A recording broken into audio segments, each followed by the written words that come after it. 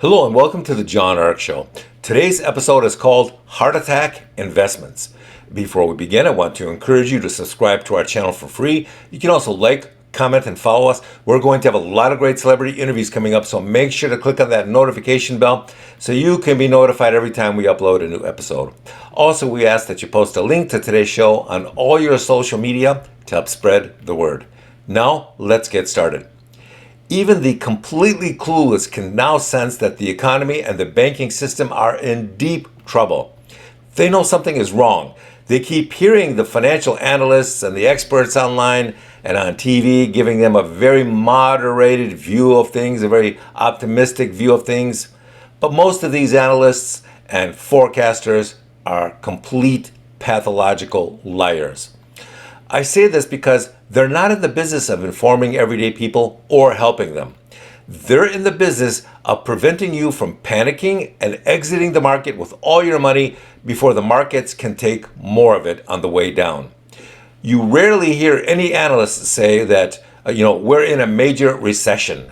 That would cause too many people to panic and flee the market. You'll never hear any mainstream analysts say we're in a full-blown depression, even though many people believe we currently are. So now that all of these market sectors are dropping or collapsing or imploding, what's happening out there? We think that you should keep your eyes open for a phenomenon called the investment heart attack. Believe it or not, a lot of millennials have poured all of their money into crypto and been wiped out in the past week. As a result, a lot of them are thinking about suicide. Just as in 1929, when the market collapsed and caused a lot of bankers to go up on the roofs and jump, so too today, our current financial circumstances causing a lot of people to be wiped out by the collapse in crypto and other sectors. And it's not just the collapse in crypto that's making people feel suicidal. The oldest rule in the investment strategy world is to make sure you are diversified. And yet so many people aren't doing that it's stunning. For the last year, MicroStrategy CEO Michael Saylor has been online telling the whole world how he has put so much of his company's money and his own personal wealth into Bitcoin. I never once hear him talking about diversifying his portfolio. He's all in. The amounts are amazing. And the lower the price of Bitcoin gets, the closer he gets to a margin call. If he or his company gets hit by a margin call, then that would mean very deep trouble for Michael and his company. I hope that doesn't happen, but Bitcoin's price keeps dropping. If the entire economy goes off the cliff, then how can anyone ever expect the price of Bitcoin to bounce back and start climbing? I just don't see that happening in the near future. If the real estate market continues to decline, then that's going to be a much bigger problem than Bitcoin for a much larger group of people. We don't give investment advice, but these things have a lot of people very concerned. So what is a heart attack investment?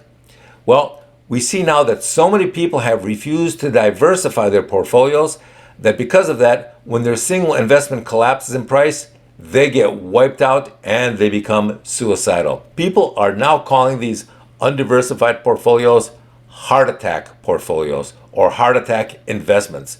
The other problem is that millennials have never seen a market collapse like this. And because of that, they're completely unprepared both financially and emotionally. Remember, these are people who get anxiety when their cable goes out for 5 minutes. So you have to keep that in mind. Many of them have never seen a bank run or a Lehman Brothers or Enron style collapse. Because when those things happened, they were just kids and they didn't have a clue.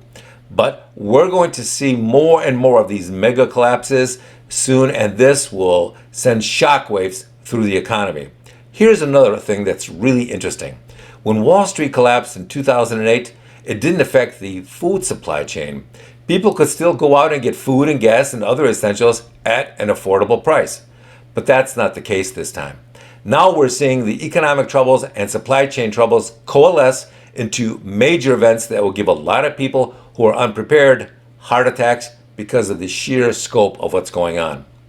Thank you for watching. I want to encourage you to subscribe to our channel for free. You can also like, comment, and follow us. We're going to have a lot of great celebrity interviews coming up, so make sure to click on that notification bell so you can be notified every time we upload a new episode.